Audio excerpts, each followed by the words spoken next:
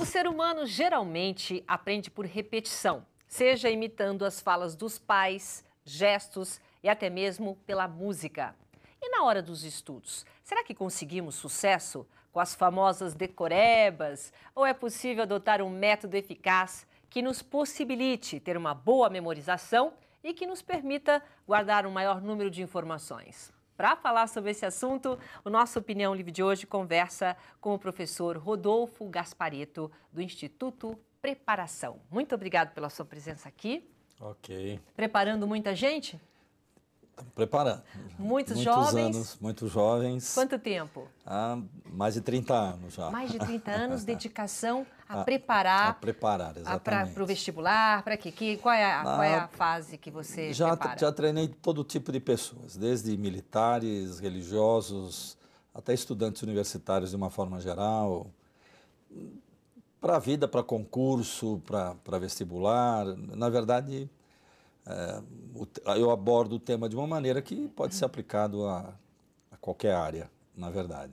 Bom, como aprender bem, né? Com qualidade e de maneira que o que a gente aprende fique na mente por muito tempo? Então, isso não é uma mágica e não é algo isolado. Né? Para você, eu poderia enumerar algumas coisas do tipo, obviamente, você tem que estar bem de saúde. E aí não tem nenhum. Vamos calcular que nós estamos todos saudáveis, a gente quer memorizar melhor. Então, mesmo você querendo memorizar melhor, você tem que saber o que você quer memorizar. Isso não é um processo mágico, também nesse aspecto. O que você quer memorizar?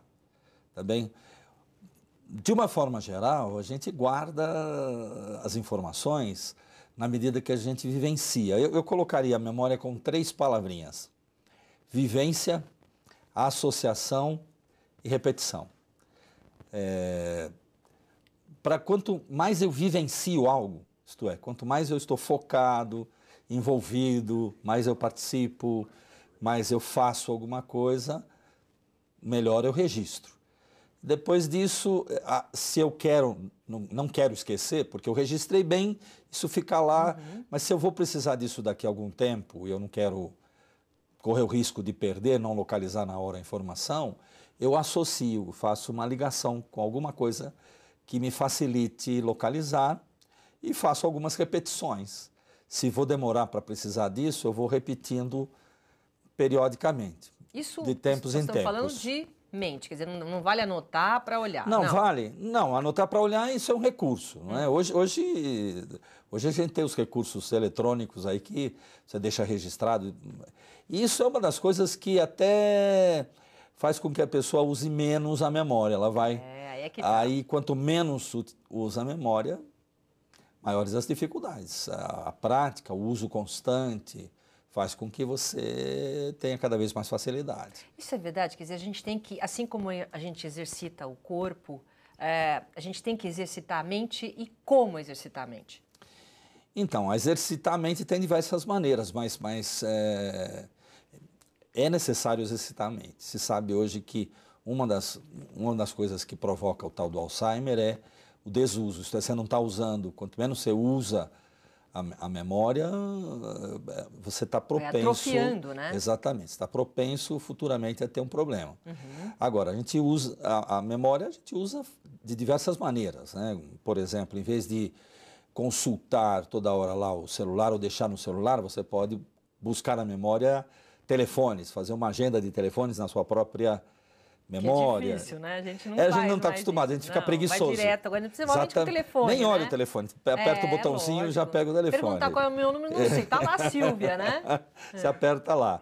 Mas isso é uma das maneiras que poderia ser feita. Palavras cruzadas, que hoje... É importante mesmo? É importante. Está até em desuso, né? Exato, mas é porque ela te força a usar a memória. Você tem lá um pedacinho de uma palavra ligada ao quê, quantas letras, você vai lá e fica procurando que palavra poderia ser aquela. O enriquecimento de vocabulário, que é uma coisa justamente que... buscar novas palavras todo dia, aprender o significado dessas palavras, a leitura, ler bastante. Eu ia perguntar isso para você, quando a pessoa está lendo, seja qualquer coisa, lendo um livro ou mesmo lendo no computador, está exercitando a memória?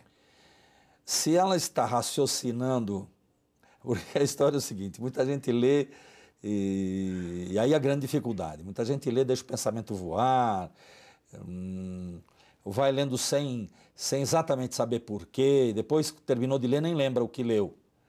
Então aí já é complicado, mas eu posso... A ideia, na verdade, é ler buscando informações, fazendo perguntas. Ok. Eu me lembro aqui, uma trovinha de Rudyard Kipling que fala assim, tenho 6 servidores me honrando, eles me ensinam o que me convém, são eles o quê, porquê, quando, como, onde e quem. Então, se eu vou para um texto, eu pergunto o que é o texto. Eu posso até me perguntar por que eu vou ler esse texto e não outro. Porque até hoje a gente não tem tempo para... É importante selecionar o que você lê. Antes de ler, pensar no que vai ler, por que vai ler, para que vai ler. Até porque, a não ser que você tenha uma instrução de professor ou tem que ler por uma razão qualquer específica, mas se eu vou optar por ler alguma coisa, eu tenho que optar sabendo que o autor é confiável, que é alguém respeitado naquela área. Tenho que pensar um pouquinho. E tenho que pensar também no texto. O que eu quero do texto? E para que eu vou ler isso? Eu vou ler... Isso já é um exercício, já é um né? exercício. Eu vou fazendo perguntas. Eu vou ler por prazer, para me divertir, eu vou ler para me informar. Eu quero uma informação específica, algo... o que eu quero?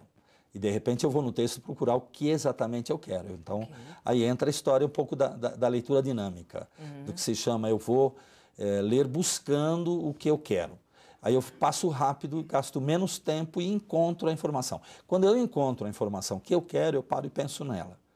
Então, o fato de pensar, raciocinar, o grande problema que nós estamos vivendo no tempo de hoje é que nós estamos vivendo a história do fast food. As pessoas querem as coisas muito rápidas. Está tudo muito à disposição, né, Rodolfo? Na verdade, acaba não fazendo a sua própria opinião, vai pela opinião dos outros.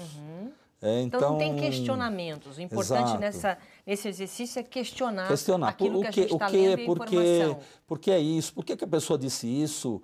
Quem é essa pessoa que está dizendo isso? Essa opinião é dela só? É uma opinião isolada? É uma opinião que há muitas pessoas concordando com a mesma opinião? Há fundamento nisso? Qual é o fundamento? Por que a pessoa afirma isso? É uma reflexão, realmente, né? É importantíssimo estar sempre refletindo. Nesse sentido de aprendizado, né, de memorização, eu sou da época, infelizmente, né? Tem gente que não era assim. Eu sou da época que era decoreba. Eu decorava tudo. E depois que acabava a prova, não lembrava mais nada. Ainda existe isso? Quer dizer, hoje a forma de ensinar mudou um pouco, né? Justamente essa associação, a vivência. Os alunos estão guardando mais? O que memoriza melhor? Aí decoreba a janta ainda? Não, a decoreba, na verdade a história é assim. A decoreba, eu disse que a memória, eu classifico a memória com 3 palavrinhas: vivência, associação, repetição. O que é a decoreba? Repetição, repetição, repetição, deixando vivência e associação de lado. Zero de vivência, exatamente. Só repetição. Isso é mais ou menos como papagaio, por isso que fico repetindo, não penso no que eu estou falando e sou capaz até de repetir. Muita gente faz isso estudando para a prova. Repete, repete, repete e guarda, e depois usou, descartou, fica fora. E até existe o problema repetindo, repetindo, repetindo, você guarda uma informação e a aplicabilidade dela. Isto é... Então, o repetir está certo. Não, repetir faz parte da memória. Tá. Mas eu não preciso repetir tanto. Se eu sei vivenciar e associar, um pouquinho só que eu repito reforça isso. Então, tem que ser na verdade, a repetição seria um reforço. Convivência, exatamente. É isso? Ou com associação. Com as duas coisas, duas coisas. Porque vivência é envolvimento, é raciocínio, você sabe o que aquilo significa e qual é a aplicação disso. Isso por si só é mais forte que a repetição.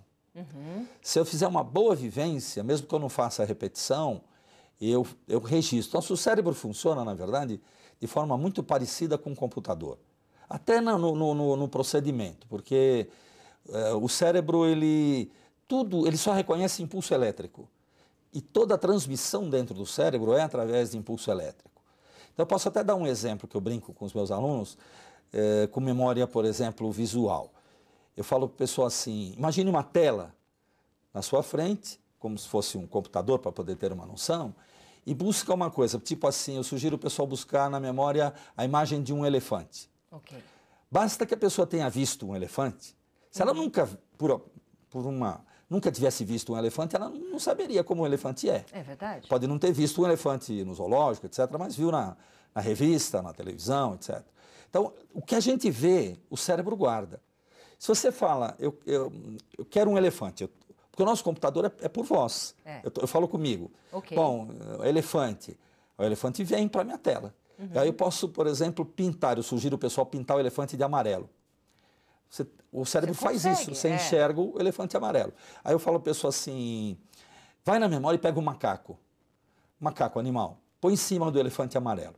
Aí põe no macaco uma blusinha verde-limão. E na cabecinha dele um gorro vermelho. Na verdade, é como se eu estivesse na frente de um computador fazendo um arquivo. Aí eu enxergo o elefante amarelo, o macaco em cima dele, gorrinho e tal. Eu tenho um arquivo. Isso aqui vai para o meu arquivo de memória e fica lá. Também, se eu pensar num elefante, muito provavelmente eu vou ter essa imagem do elefante amarelo, talvez em primeiro lugar. Construir isso, construir esse arquivo, é você construir uma informação.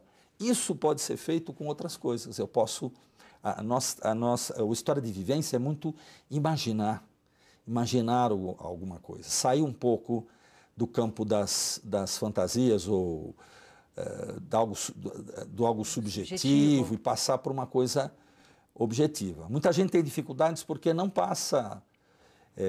não sabe a aplicação disso. Pega uma teoria, um conceito, e aí não consegue imaginar como esse conceito na prática é aplicável, como ele é aplicado, em que circunstâncias ele é aplicado. E não consegue realmente memorizar. Exatamente. Ele não consegue memorizar, tem muito a ver com entender. Entender. Entende? Por isso que a decoreba não funciona. Não é que não funciona, ela até funciona para algumas coisas. Por exemplo, é muito comum o pessoal decorar a tabuada. Tem que decorar a tabuada. Tabuada é mais difícil. Não dá nem para entender. Não, dá até para raciocinar. Se a pessoa trabalha com números, dá. Mas a tabuada, normalmente, ela é... Mas aí o que você faz? Você só pega aquela situação. Quanto é 5 vezes 3? 5 vezes 6, 5 vezes 3, 5... Vai no automático, você vai no automático e puxa a informação para a sua tela. Mas aí você tem que usar. O que você vai fazer com isso? Para que você quer saber quanto é 5 vezes 6? Pois depois você começa a usar. Exatamente, porque começa a guardar. Exatamente, aonde eu vou aplicar isso? Isso faz parte de uma fórmula? Ou aonde vai me levar isso? Como é que eu faço com essa história? Eu acho que hoje um grande problema que nós estamos vivendo com muita gente é exatamente essa história do pessoal não querer raciocinar muito. Parece que cansa. As coisas muito práticas estão prontas. Em vez de raciocinar, eu vou lá, aperto um botãozinho e pego a informação. Olha, eu vou fazer um intervalo comercial. Isso é um problema realmente dessa geração de hoje, né? Que tem tudo à sua volta, aperta um botão e está tudo pronto. Eu volto daqui a pouco. Pequeno intervalo, a gente já volta. Nossa Opinião Livre de hoje está recebendo o professor Rodolfo Gasparetto, do Instituto Preparação. E no bloco anterior ele estava falando justamente da facilidade de hoje em dia, né? Da criançada, dessa nova geração e nós também, que agora apertamos um botão e a informação vem toda pronta. E nesse tempo, como é que faz para memorizar? Como é que faz para a gente exercitar a memória? E uma coisa importante que a gente estava colocando é justamente a emoção, né? Eu, por exemplo, guardo tudo o que me emociona. Então é difícil. A memória guarda mais o que emociona? Na verdade, pode ser até, que nem diz o outro, uma faca de 2 legumes aí. Porque se eu posso ficar emocionado, por exemplo, eu posso...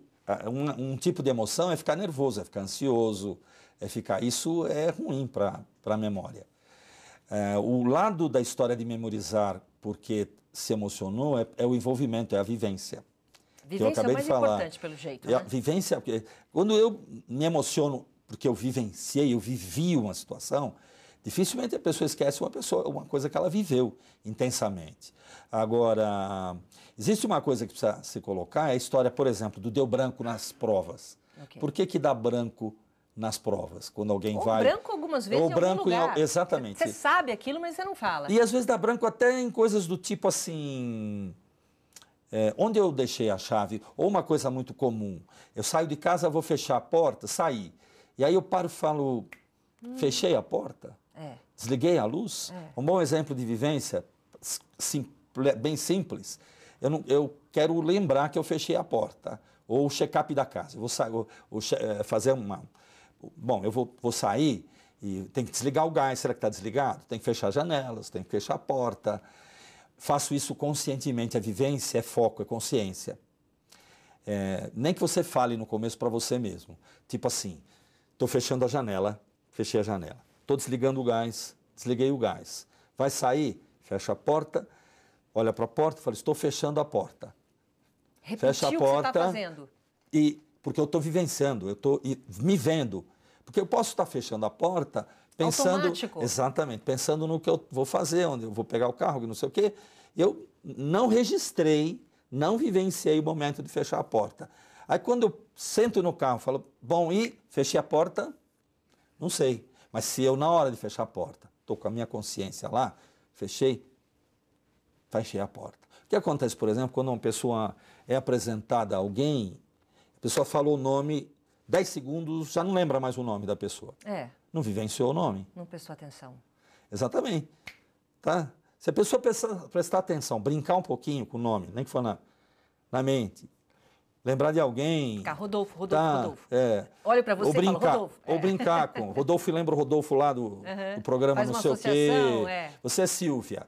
Quando me disseram, ou quando eu vi o seu nome, Silvia, eu tive uma amiga lá na minha juventude, que foi muito amiga, uma pessoa muito importante na minha história, chamada Silvia. Imediatamente eu liguei. É uma forma de associação, não, no meu caso é até automático.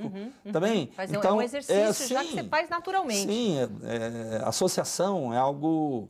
O pessoal, comigo, às vezes eu brinco também, para o pessoal não esquecer de mim, quando eu estou com semelhança, porque eu não sei porque o pessoal me diz que eu sou meio parecido com o Jô. Né?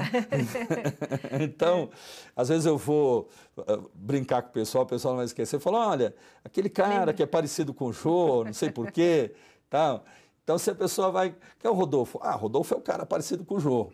Sempre fazendo uma associação. Isso é uma forma de associação, de viver, de pensar, de raciocinar. A gente falando assim, praticamente nas regras, né, e técnicas existentes para memorização e leitura dinâmica, principalmente para quem está nesse pique de vestibular. O que é importante? Então, eu diria, na verdade, o seguinte, leitura dinâmica é importante, ler com mais velocidade é importante, mas existe uma coisa que é muito importante, saber estudar. Porque eu estudo lendo, mas... O que eu falei, como é que você vivencia um texto que você está estudando? Tá bem? Escrevendo, talvez? Sim, mas de uma maneira especial. Eu, quando ensino o pessoal a fazer diagramas. A diagramar eu vou no texto, pego a ideia mais geral do que o texto está falando. Tá bem? Vamos supor que eu esteja falando sobre célula, o assunto é célula. Tá bem? Então, o tema é célula. A pessoa está estudando. Então, o diagrama, eu coloco a palavra célula em destaque, que seria o que eu chamo da ideia mais geral do tema. E aí eu vou buscando ideias principais. Tá? Vem de perguntas, o que é célula? Pega a definição de célula, mas uma palavra às vezes, ou duas palavras bem colocadas, me lembram a definição de célula. Certo. E aí eu vou, o que tem... Pega o mais importante, exatamente, né? E aí monto um diagrama. Com esse diagrama, você olhando para o diagrama, você consegue reproduzir o texto. Porque aí você se obriga a pensar. Porque qual é o problema do pessoal estudando sem um referencial? Vai lendo, sem fazer perguntas, sem buscar, sem anotar nada. Daqui a pouco gastou o tempo e não lembra mais nada. Não registrou, Não registrou, mas se você está acompanhando, pensando... Isso também eu oriento meus alunos a fazer isso numa sala de aula. Porque é comum o aluno estar na sala de aula, o professor falando, o pensamento dele está lá na casa dele, lá não sei aonde. Tal. Quando volta, o professor já explicou, ele perdeu a explicação. Então, a gente orienta a pessoa a diagramar a aula. Então, porque ele vai fazendo perguntas. Bom, do que trata a aula hoje? O professor vai falar, bom, hoje nós vamos falar sobre tal coisa. Você já anota. Se no começo não consegue anotar com uma palavra, anota colocando uma pequena frase para lembrar isso. Então, você destaca o assunto. E dentro do assunto você vai colocando tópicos com pequenas frases ou ideias, de forma Já que ajuda você... a visualizar também, Isso, né? você vai acompanhando, porque isso ajuda em vários sentidos. Porque às vezes no meio da aula, o professor está desenvolvendo um assunto, você vai acompanhando o raciocínio. Aí ele para dar mais explicações, ou ele volta para falar alguma coisa, mas aquilo você já marcou. Você vai acrescentar só um exemplo, ampliar alguma coisa. Porque alguns alunos tentam, por exemplo, fazer isso anotando toda a aula. E aí misturam as ideias. Porque Então, também é uma coisa mecânica, não está tendo exatamente, a reflexão, aí né? perde. O importante, o que nós ensinamos é a pessoa treinar no sentido de raciocinar junto com o professor. E colocando de forma sintética as ideias. Porque aí, e aí depois, terminada a aula, ele faz repasses. Mas existe uma técnica também que nós usamos, que é de você formar imagens das palavras, imagens mentais, e ligar as imagens. De forma que você tem uma série de palavras, cada palavra representando uma ideia. Então, na verdade, um texto ou uma aula é uma sequência de ideias. Resumindo, para cada ideia eu tenho uma palavra representando, eu faço uma lista de palavras. Olha, que legal isso. Aí você pega cada palavra, uma coisa que facilita é você enxergar a imagem da palavra. Nosso cérebro funciona melhor, eu brinquei com a história do elefante, mas o nosso cérebro funciona melhor imaginando, trabalhando com a imaginação. E aí você faz uma ligação entre as imagens das palavras, de forma que você liga as palavras e lembra o texto. Me ocorre aqui que, uma coisa fácil, eu brinco com os alunos também, isso se usa muito em propaganda. Por exemplo, 2 hambúrgueres, alface, queijo, molho especial, cebola, picles. O pão com gergelim. Eu brinco com os alunos, todo mundo sabe isso. Todo mundo sabe. É uma sequência de palavras. Por que sabe? Porque a propaganda trabalhou. Os hambúrgueres, trabalhou o alface. Quando você olha, você vê ele se formando. Exatamente. E aí usa a musiquinha, brinca com o som, faz legal, a ligação. Legal. E por que vende isso? Falo para os alunos, por que o publicitário investe uma fortuna para fazer um negócio desse?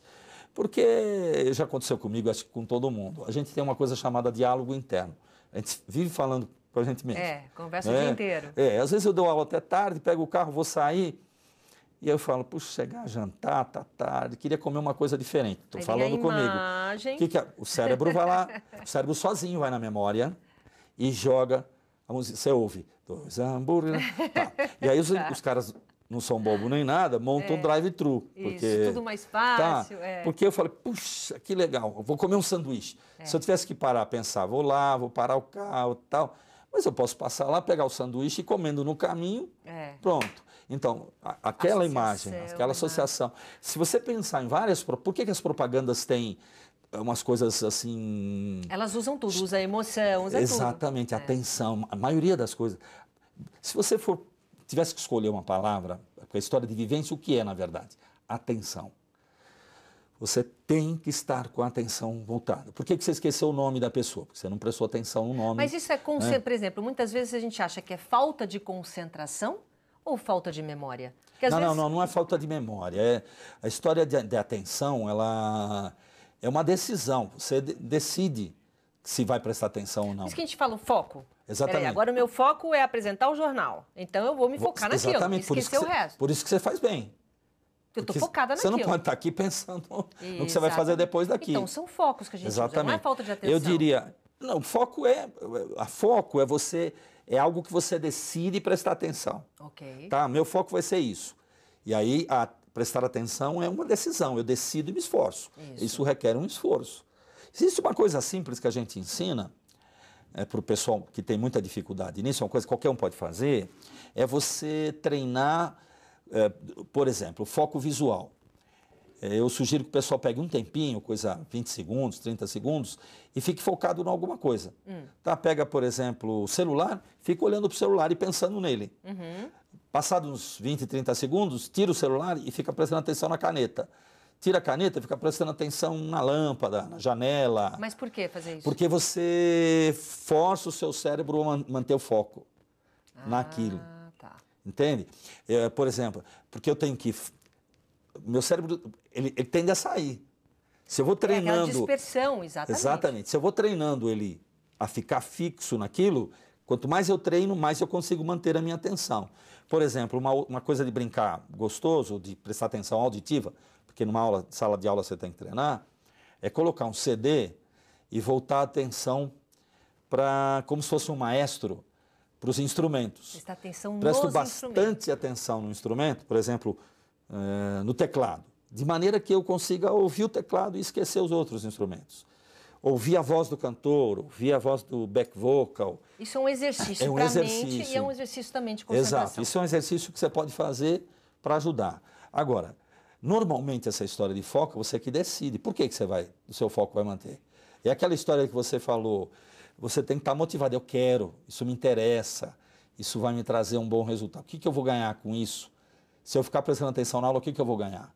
Se eu conseguir assimilar isso. O mais importante, infelizmente a gente já está terminando o programa, o mais importante então é o foco e realmente entender por que eu estou prestando atenção naquilo, para poder guardar. Isso vale até para administrar tempo, tá? Porque por que você vai, como é que você vai, o que você vai fazer?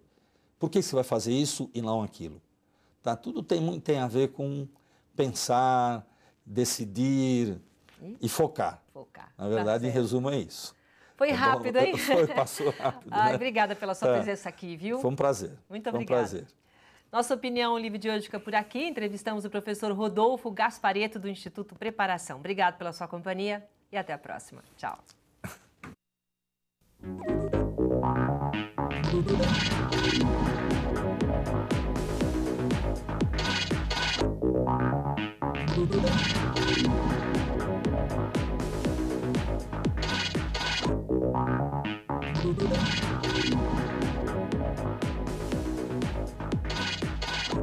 Informações sobre uma vida mais saudável e com qualidade de vida você encontra aqui na TV Unip.